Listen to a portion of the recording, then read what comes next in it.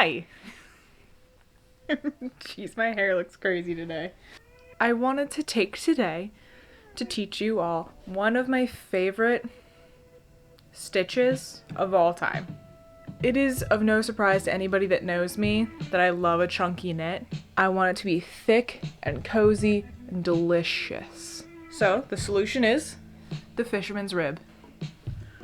We're gonna make just a quick little project, this little cowl, and I'm gonna show you how to make such a beautifully chunky masterpiece. So today I'm gonna use this blue yarn and just a simple pair of knitting needles and then a darning needle at the end to tie it all together because we're making a cowl.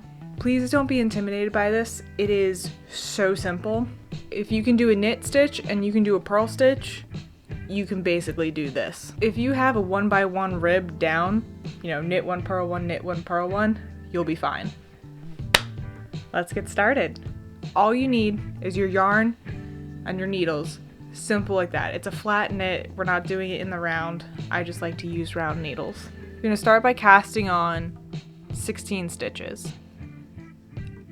The fisherman's rib works best if it's done in an even number of stitches. So you're just gonna knit one, purl one for the entire first row. Nothing fancy here, just standard knit, purl. First row.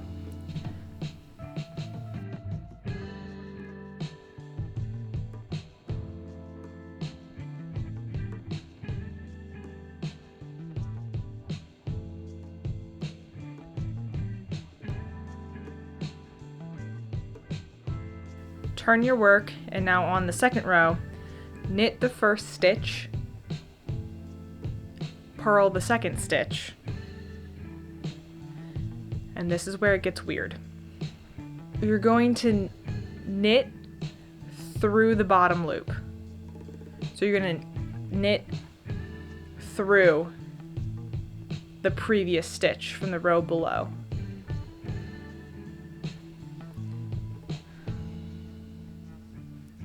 The first time I did this, it felt so wrong. I thought I was dropping stitches. It just did not feel right, but it does all come together.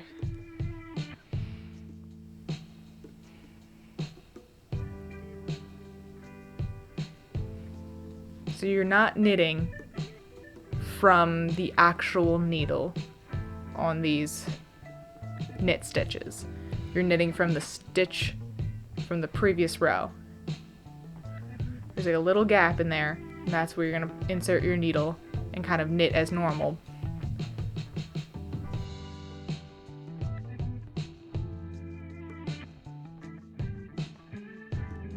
And then you're gonna purl stitches as normal.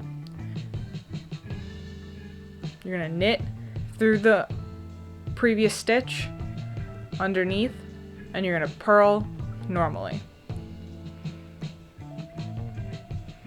So you're still sticking with that knit, purl, However, you start the row with the normal knit, normal purl, knit through the bottom, purl, knit through the bottom, and repeat until the end. Then turn your work. My advice is to take it slow. It's a new skill if you've never done this before. Take the time and the patience to have that learning curve, and soon you'll be able to whip it out like it's a normal knit stitch. It will take a few rows for the look to start to come together, so be patient. Give it 4 or 5 rows.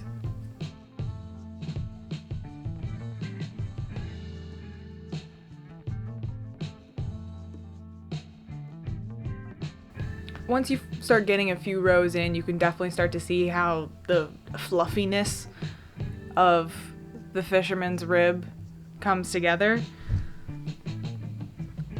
There's something just so comforting about wearing a scarf made with the fisherman's rib. It just is cozy, warm.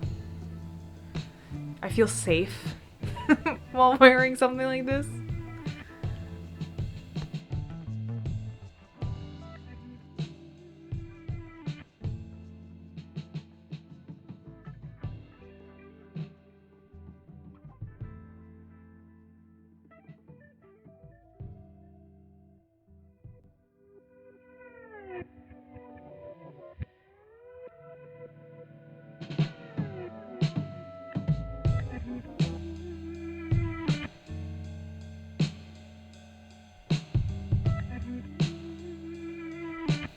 So once you've gotten the length that you like, it's time to combine everything together.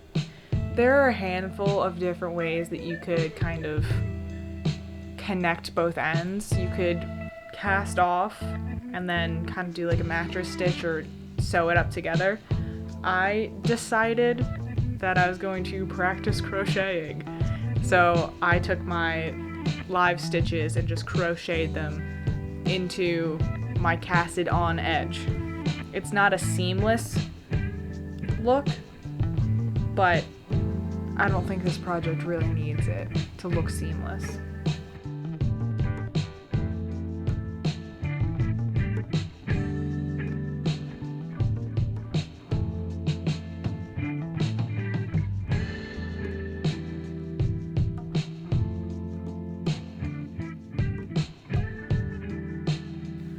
Also, since I'm making this for my dad, I thought it'd be nice if I added one of my custom tags into it that says handmade by Kerry.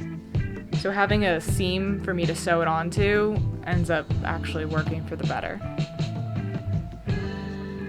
So that's the very last thing I did. Once both ends were connected, I added my cute little tag that has my name on it because I want my dad to be proud of me. And I'm just using a normal sewing needle and some navy blue thread to match. I'm just kind of tacking it right in there onto the seam. And there you go. You have a fisherman's cowl. Now I've made a larger version of this big wraparound infinity scarf. I'm not joking when I say that that infinity scarf is one of my favorite things I've ever made. And every single time I wear it, somebody usually asks if I made it and that I look so nice, and proud of myself. I like the fisherman's rib because it looks a little bit different than what you typically get at like a store. So making a nice accessory like this, it feels good, looks good. I'm happy with it. So I'm giving this to my dad for Christmas, and I hope he likes it.